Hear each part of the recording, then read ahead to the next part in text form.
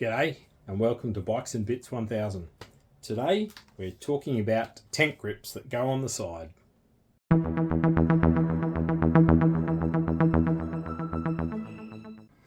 As mentioned, I've been looking for some tank grips that go on the side of the bike, so not the one sort of where your belt is, but the ones that go where your knees are to give you extra grip. So I managed to pick these up.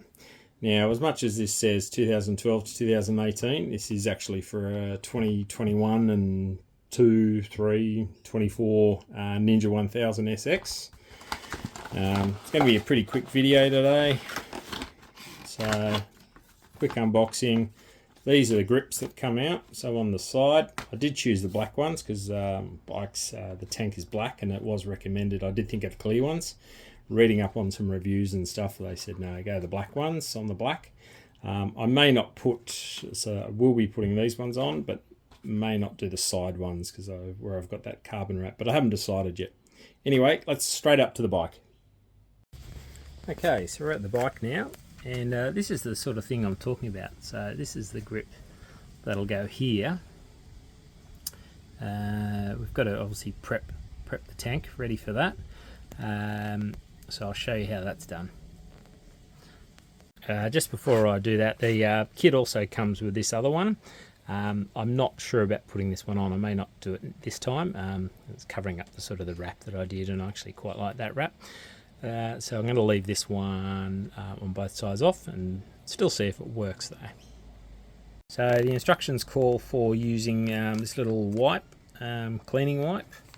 Looks like just isopropyl alcohol. Then we've got to heat the tank, lightly heat the tank, they reckon, maybe a hairdryer, and also heat the grip to put it on. With the heating, I don't know how hot because obviously live in Australia, the climate's pretty good, 20 odd, so I don't know if this is, they put that sort of instructions if you live in a really cold climate, but look, I'll do it anyway and just lightly heat it. Okay, so I've cleaned that. Now I'm just going to use a hairdryer to just lightly heat that up and also lightly heat up the grip, and we'll stick it on. So there's an adhesive on the back we have to take off when putting it on. Okay, I've just stuck that on, so now we're just going to press firmly, make sure it's all on.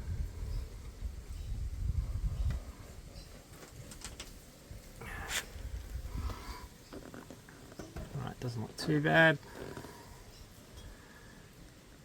and I didn't heat it up too hot, just as I said, just lightly. That's what it says. Seems to be sticking pretty well. I took the back off.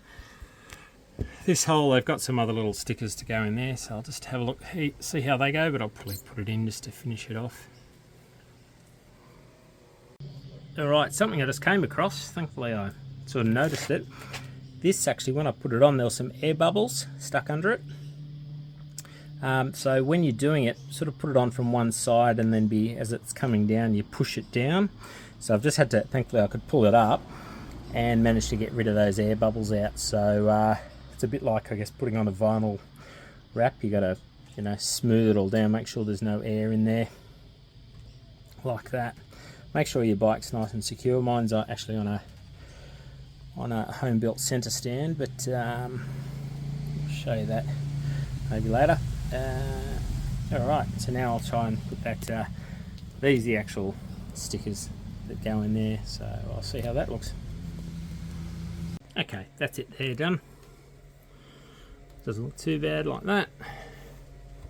Alright, I'll do the other one and show you how that looks. Yeah, I just thought I'd throw in the centre stand. The rear stand that I made.